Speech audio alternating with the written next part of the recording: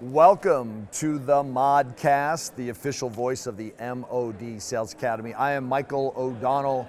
I'm the CEO, lead instructor at MOD, and I am excited to be in Calgary, Alberta. I'm sitting here with Kaleb.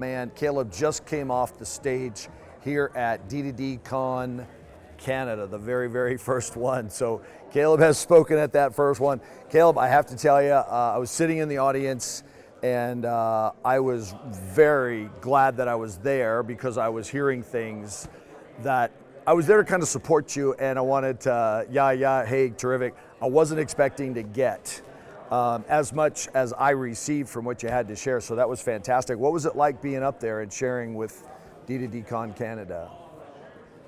Well, I have done plenty of trainings for the team and for my company.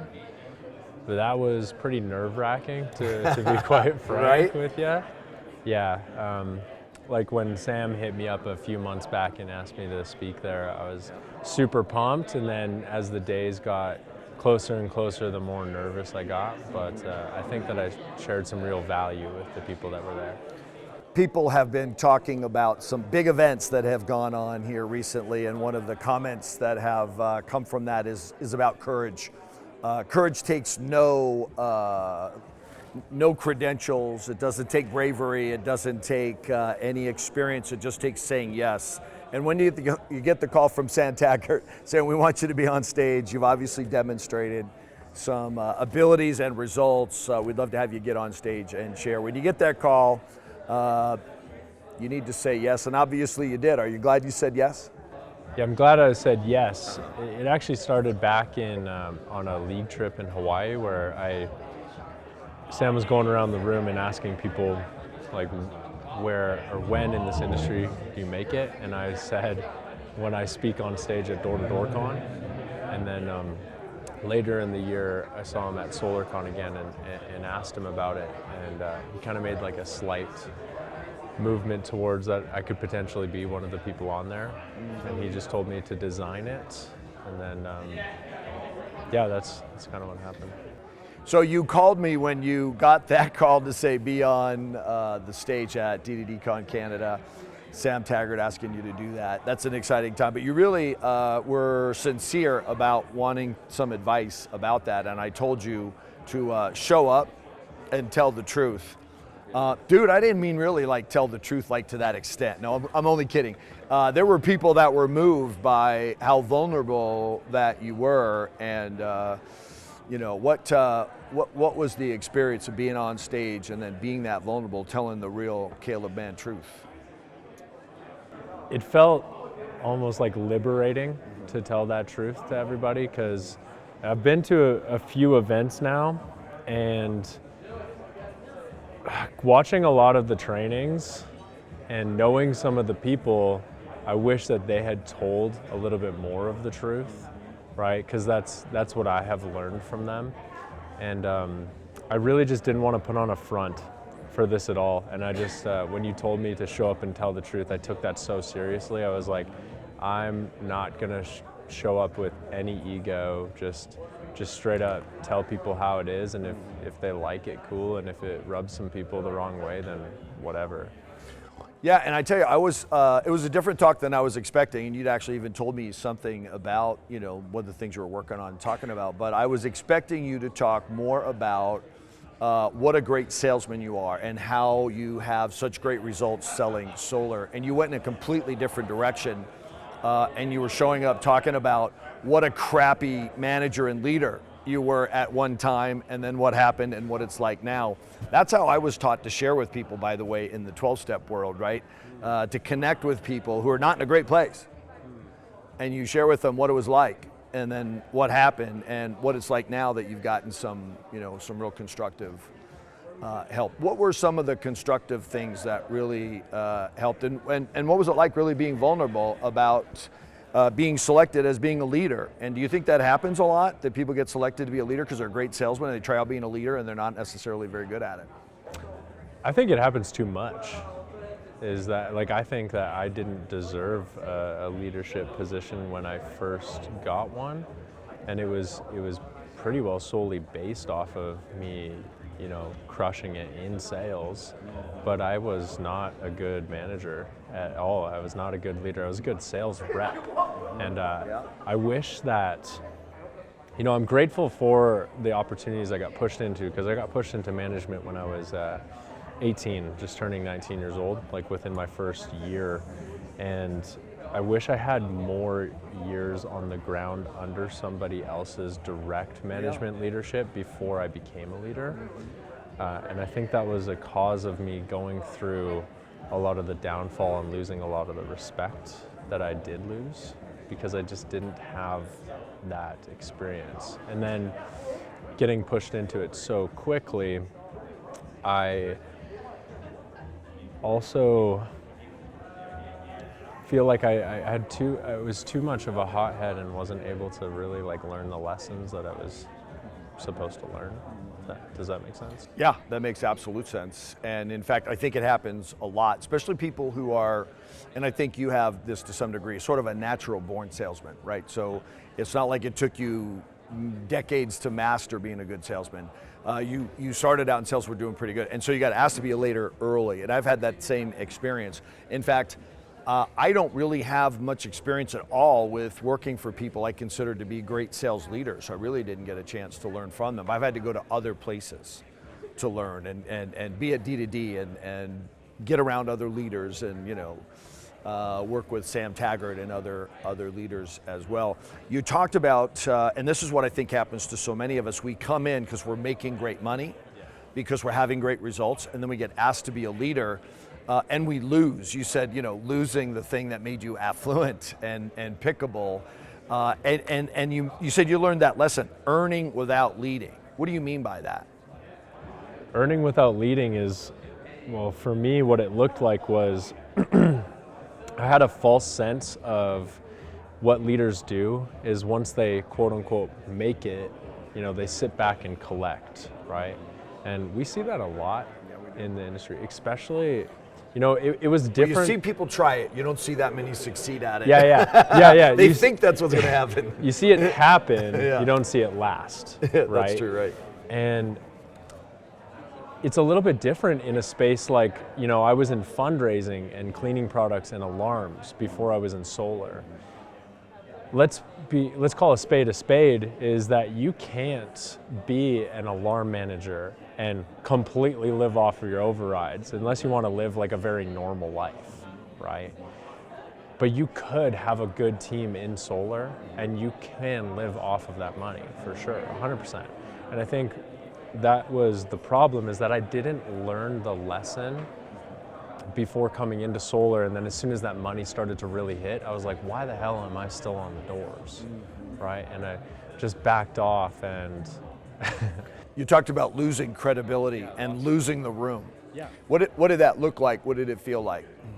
That looked like, well, I was credible because I would lead from the front in these other industries, and in my first year of solar, I was out there slamming it. But after a while, once that money started to roll in, I was more of the guy of like, hey, I've got stuff to do, I'm super busy. Reality, I was just sitting at home and hanging out with like a girlfriend or watching TV and I would do anything except for lead my team, right? And that's it. I loved how you got honest about hiding. Yeah, I was hiding. I think nobody gets honest about that. Just about nobody. I get honest about it. I talk about it. I heard you being honest about it. What does it mean when you're hiding? Well, you're hiding from the work that it actually takes to be a good rep and a good leader, right? Which is, being in the front lines with the squad, right? It's, you think about people in going to war, right? And if everyone else is like, no, you go ahead, I'm super busy. Yeah. Right? Like, she's like, well, I don't want to go and die for you if you're too busy. Like, they're all out there running to the front. Yeah. It's the same thing with reps too. It's like, for a while, they'll get that hit of, oh man, I got a nice commission check. But then after a bit of you being busy and hiding away from the real work that it is, they're like, I don't want to make this person money anymore, right? Does that make sense? Yeah, well, you talked about it as well as when you had great results as a sales rep, you had lots of respect. Yes. And then you became a leader and you started demanding respect. How did that work out? It didn't work out super good. I would always talk about like, hey. I got this title, damn it. Yeah. Very much. If you know anything with the 5 levels of leadership, right? John Maxwell, right? How I was very much in level 3, right? And I gained a lot of respect from, the production. Yeah, actual credibility. Yes, and then I would take that and I would talk about it once it was gone, like almost like the guy who's like, oh, you know what, if coach would have put me in type of guy. And I lost the room from that for sure, because how could they believe it if I couldn't show it? Yeah, and it's a whole different thing. I know I find when I've been on a door and been on doors in the last few days, the place I'm coming to, the people I'm speaking with, it's an entirely different place than the back in the day conversation when I used to have to knock on doors, right? Yeah, I remember sometimes like people would hit me with, they'd be like, oh, this is going on the doors. I'd be like, no, it's nothing like that. And then I actually finally went back out to the doors, and it's actually totally different. Yeah, and you got these guys you were peers with and partying with and having a good time with, and now you're the step up from a position standpoint, and hopefully leading from the front. I like to think of it as the lieutenant. All the war movies, the lieutenant's the guy going, come on, and that's the lieutenant, as opposed to the general who's back there in a tent somewhere. However, it is different when you're a leader. So what are some of the differences from the standpoint? Are they, they were friends of yours, are they still friends of yours? Do you treat them like friends? I think I burnt a lot of those relationships where I'm not friends with quite a few of them anymore. There is some, yes, that I was able to win back that buy-in with, even though even some of the people that I've won the buy-in back, they don't currently work for me, they work for other people, which is fine, but the relationship is still maintained, or has been rebuilt, I would say. And but what about your kind of orientation to them? Is it, come on guys, we're going out to after and we're gonna party and have fun? Do you need to kind of change your approach? Like, sorry, when you're asking this, are you saying like how I structure things now versus then? Yeah, is the relationship with the people that work for you different than the relationship of the people that you used to be working with? And do you have to be conscious of that? Yes, I'm not sure if it's so much that I need to be conscious of it. I've really recently embodied the mindset of like, these are genuine people that I actually care about, and these are like actually my friends, and they don't work for me, we work together, right? Whereas before, I used to act like I was above the room, and I would treat people like subordinates. I've never heard anybody use that phrase before, above the room. You used it, people responded to it. What does that mean to you? What does that look like, feel like? Well, I would carry myself almost like your inputs don't matter and I've made it and my inputs are what matter, right? More of like, I know more than you type of thing. Which sure, like yes, over the years you learn more about the job and sales and things, but that attitude is the problem, and people feel that attitude from you and they don't want to connect with you, right? Because you're not even willing to connect with them. Right. Does that make sense? Makes a lot of sense. Yeah. And one of the things you talked about was, your ego is not your friend, and Not getting your amigo. Promoted up. You're not your amigo. Well, I've translated it, right? I speak Espanol, poquito. So your ego is not your amigo. What did you experience getting promoted, going in, and that ego, and how did that get you closer to people or further apart? It got me a lot further apart. I think up until Solar, it wasn't that my ego was extremely inflated. It was more, coming into the end of the first year and second year of solar when the money really, really started to come through. That's where the ego got pretty inflated. That's where I put that picture up on the slides. Yeah, right. You could all tell. And previous to that, like my relationships with my team were so awesome. And then that's where they started to completely dwindle, right? Because I would treat people like I'm just above them, right? And I have nothing to learn from you, and you're just here, Yeah. right? Yeah. Which is just so wrong, in all levels. So, like you can learn anything from your team. It's like with you in the mastermind, right? You talk about how, like when we're on these calls, this mastermind isn't for only you to teach everybody. This mastermind is for you also to take information and learn things. Yeah, I really, someone shared this with me when I was trying to relate that I'm getting better and better, not because I'm getting smarter in my older age, it's because I am truly getting so much from the people that are going through the training and then the feedback back, plus trying to think about how they do it. But the statement that they said that rung true for me, those who teach are twice taught. Do you find yourself, taking your own training? Yeah, definitely. Are you ever in a moment you're like, what would I say that I say I do at this moment, as opposed to what am I about to shortcut and say? Sometimes, right? Like, here's a way that I could explain this is, I think sometimes you train so much and you almost forget about everything that you are training, right? And then once you have somebody beside you and you're doing that again, or showing them how to sell, or showing them an in-home, or showing them how to knock, or any of these things, it's kind of where it clicks back and you're like, oh crap, you know what?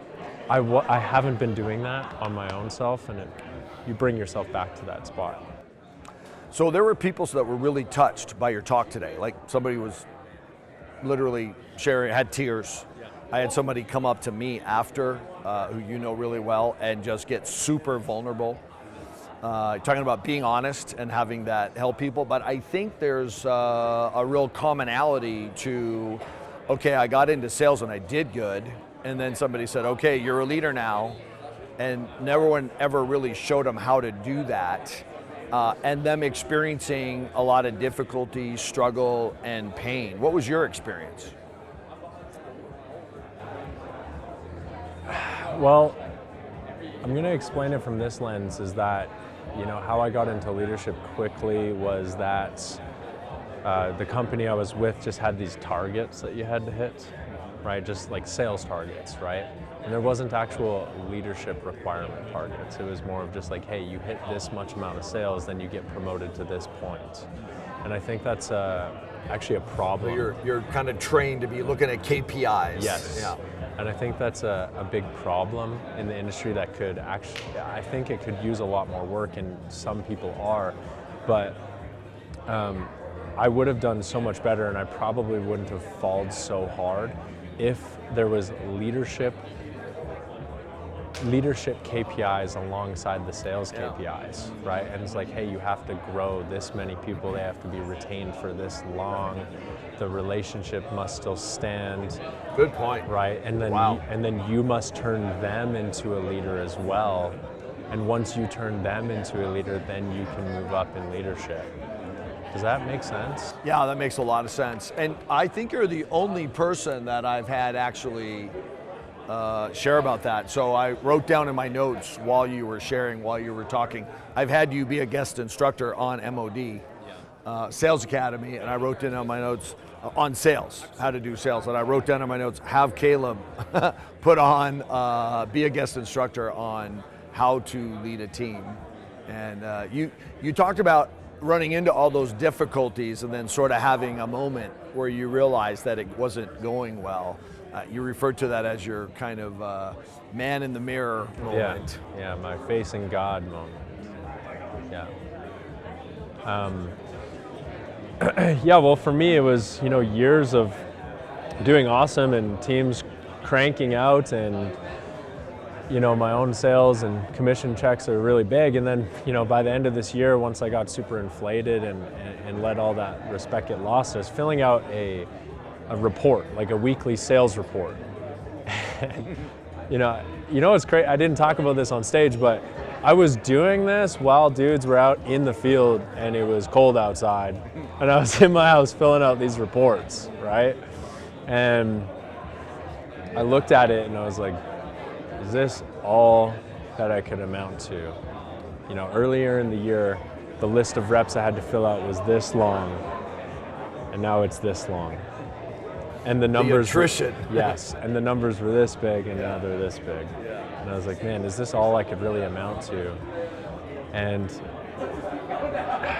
this industry saved me so much from being just like some high school dropout.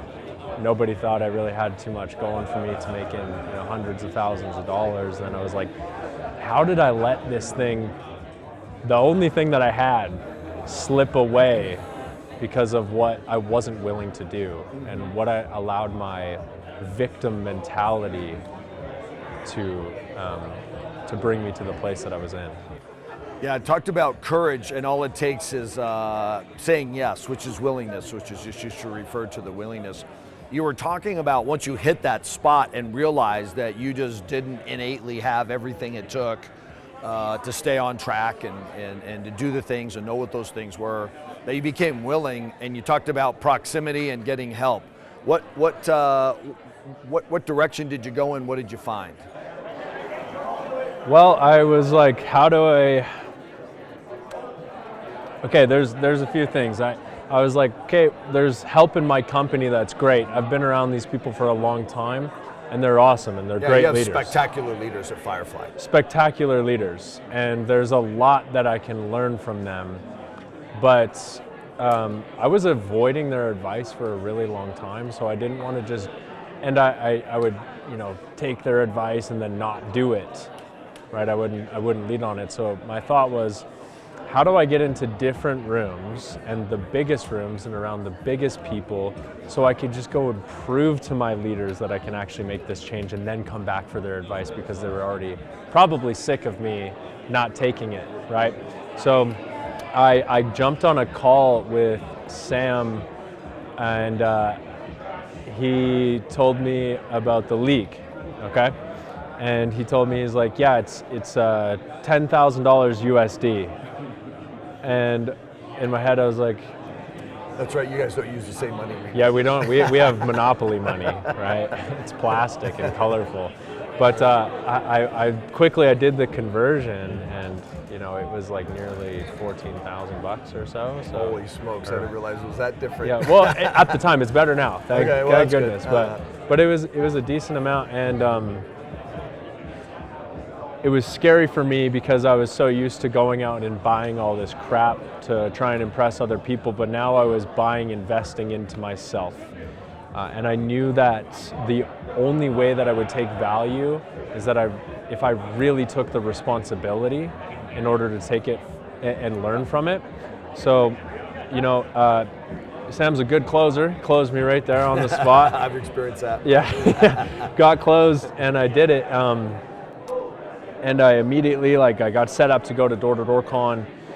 And when I was there in the first moment, I was like, oh, this is really cool. But I didn't expect me to take as much value as I did, right? By the way, I've known plenty of people who've made that investment, didn't put the effort in, and then they got no value back out. So that's what you were talking about. It's absolutely, you buy a car, you get the car. You buy coaching and training and proximity, and you get nothing. It's up to you. Unless you put the effort in. I've been watching you do that. Yeah, so that was the first big step. When I got to Door-to-Door Con, this is funny, I had been watching, I didn't even have social media platforms for a long time, but on YouTube Reels I saw Will Ellermitz. Yeah.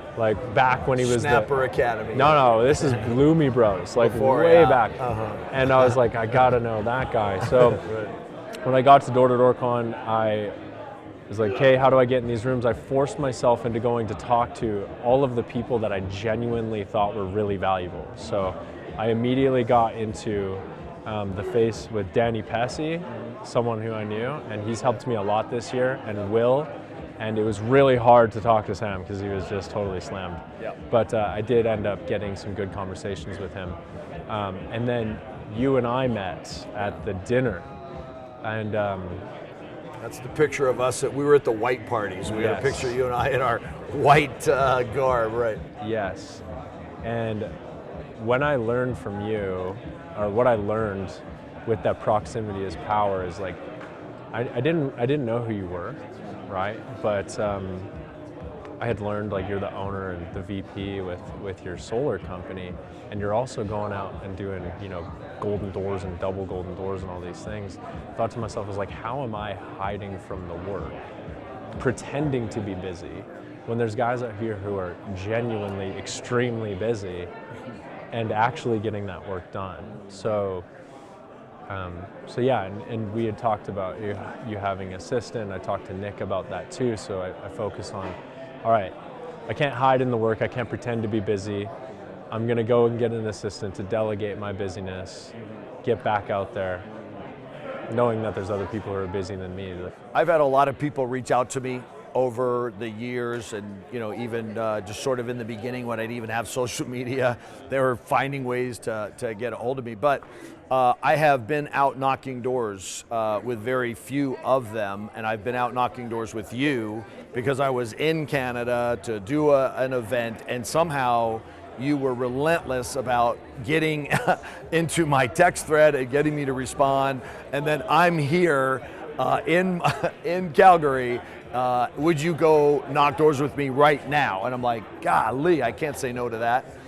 And I want to do it. By that point, I knew who you were. And next thing I know, we're out knocking doors. You and me alone, by ourselves, here in Calgary, in the cold, knocking doors. We got 3 appointments. We met some people, created some opportunities. And I had, there's so many people who wanted to make that happen. You made it happen. That's a big part of that whole proximity thing. Also, not a lot of people are in conversations with Sam Taggart necessarily. I'm sure that wasn't easy either. No, yeah, it wasn't. And I think people fail to make proximity a reality, right? So we can be relentless in sales and we can be relentless in, our jobs, but if you don't evolve, you're going to expire. And I feel like getting in the proximity of people like yourself and Sam and Danny and Will and all these folks is like that access and association is going to help my acceleration in this career. So I'm obligated to force myself into those rooms, because if I don't, I will expire and continue to pay with rebuilding over and over and over again, rather than paying for the knowledge and the experience. So you got to grow or go? You got to grow or go. A lot of people go. A lot of people hold themselves up as going to be someone who's going to make a mark.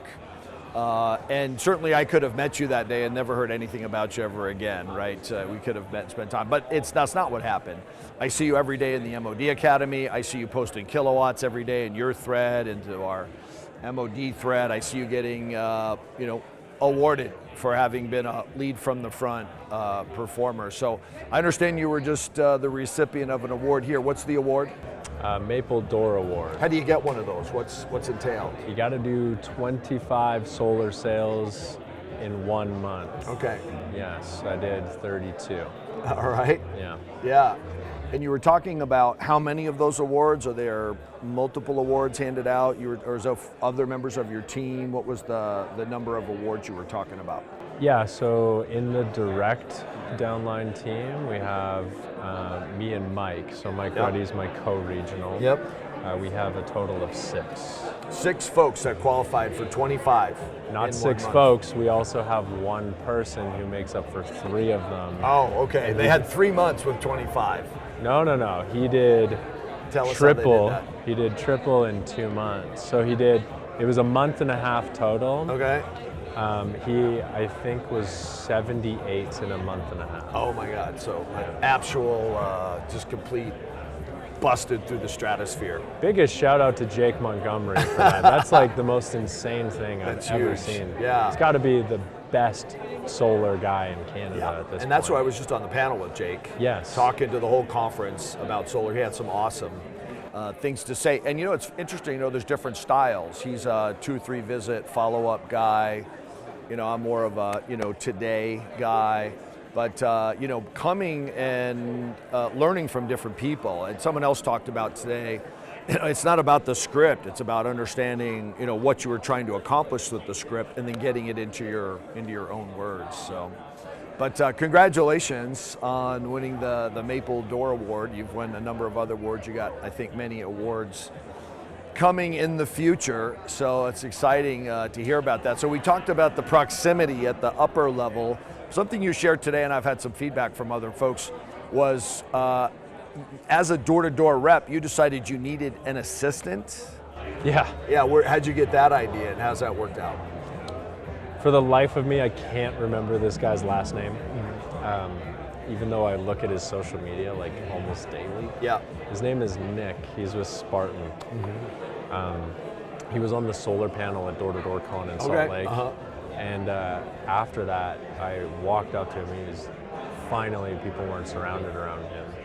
And I was like, yo, dude, I need to talk to you. And we talked for a bit. I told him like my goals with leadership and how I also want to lead from the front again, because that's what brought me affluence in the first place. He's like, okay, cool. What can you hand off to your assistant? And I'm like, door-to-door people have assistants? Right. And yeah, we talked for quite a while actually. And he told me, he's like, yeah, let's dive in. I feel like you're actually going to do this. And then we talked for a while.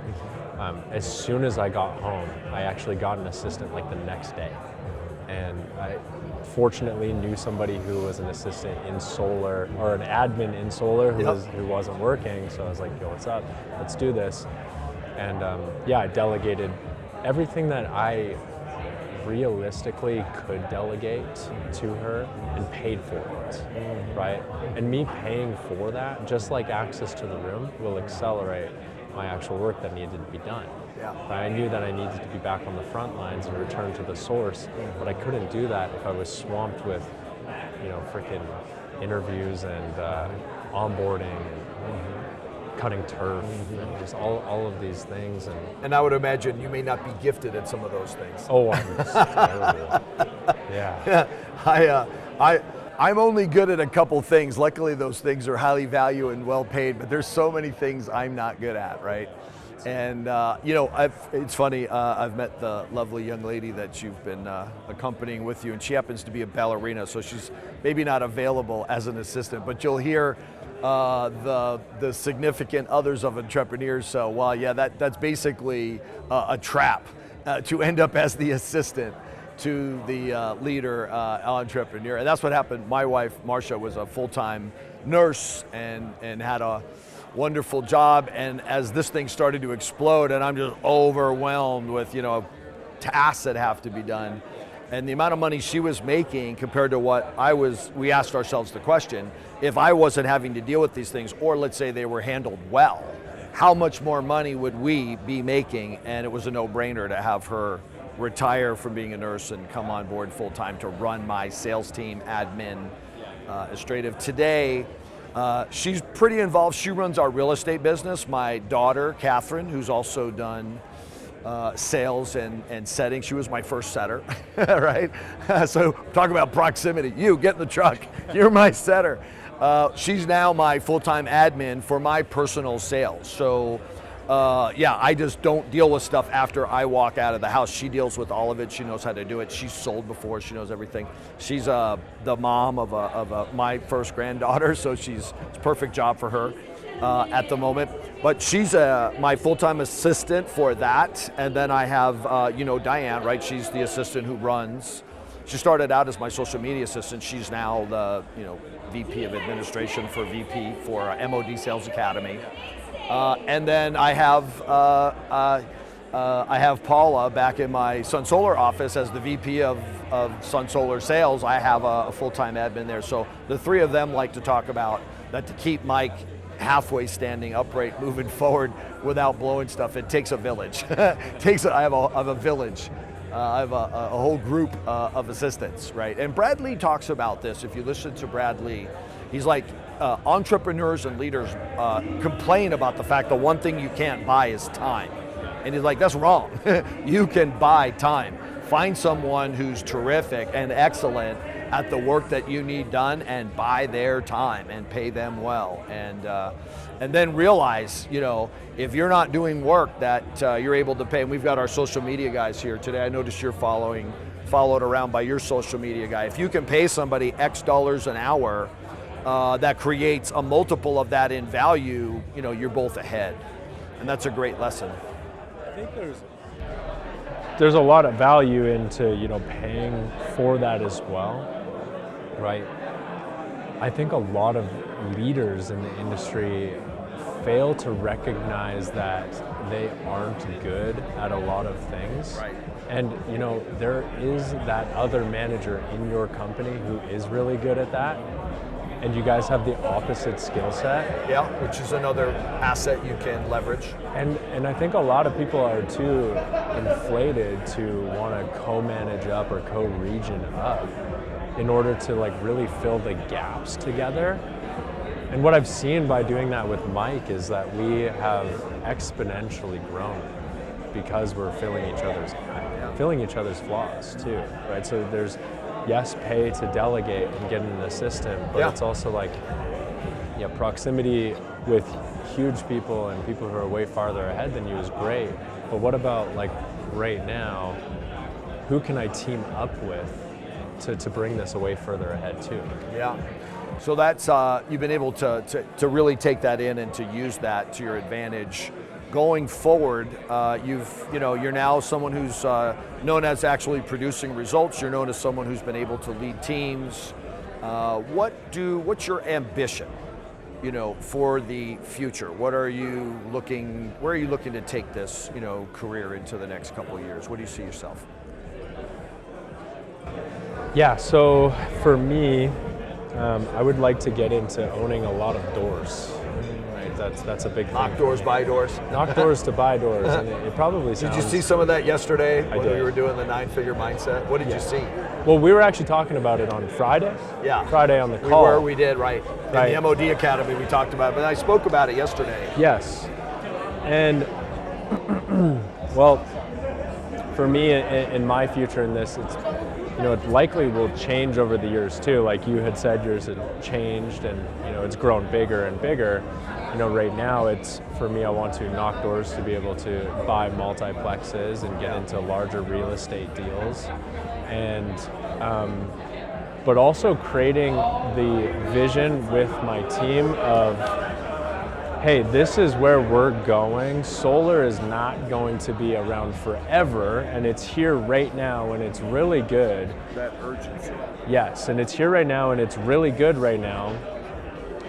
What are the relationships that I can create that goes beyond this? So I'm a leader in solar. I'm not an owner of a solar company, right?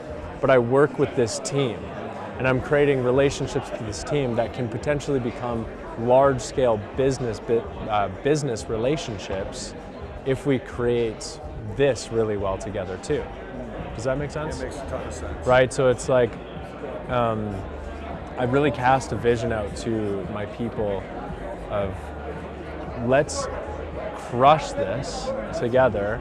And it's not to every single person, right? It's to the people that, you're really dialed in with and you want that vision with. And they're like your friend and you know that they can be their business owner. Let's crush this out and let's move on to bigger and better things, right? So I've knocked doors in Canada one time. Tomorrow it'll be twice. How do you see this going tomorrow? We're gonna have this training in the morning. Yeah. Where we're getting all these sales reps, sales training, appointment training, etc. But then we're gonna go knock doors. We're gonna go make it real in the afternoon. How do you think that'll go? Well, okay. In topic of speaking about the truth, what's the date right now? Today is like the 29th. 28th. 28th. Yeah. Okay. The incentive in Canada. Is no longer available as of the 1st. Yeah, which is Wednesday. We're going to be knocking doors on Monday. Yes. Think we'll have some urgency in that pitch? There is a lot of urgency in that pitch. The unfortunate part about it is we have to do government evaluations in order to qualify for it. There's none left. Yeah. All of the evaluators are completely full. So people have already missed their opportunity. They have totally missed their opportunity. They should have listened when you said do it now. They should have listened.